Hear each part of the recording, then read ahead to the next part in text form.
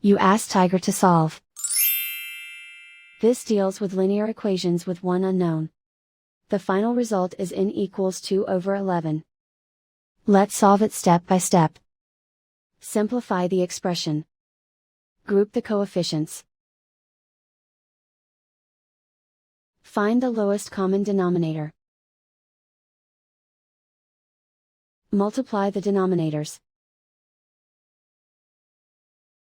Multiply the numerators. Combine the fractions. Combine the numerators. Swap sides. Isolate the n. Multiply both sides by inverse fraction 12/11.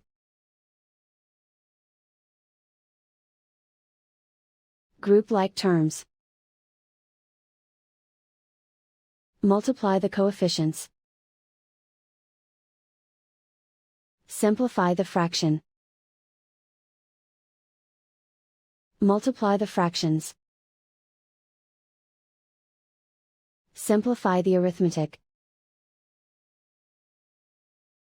And so the final result is n equals 2/11.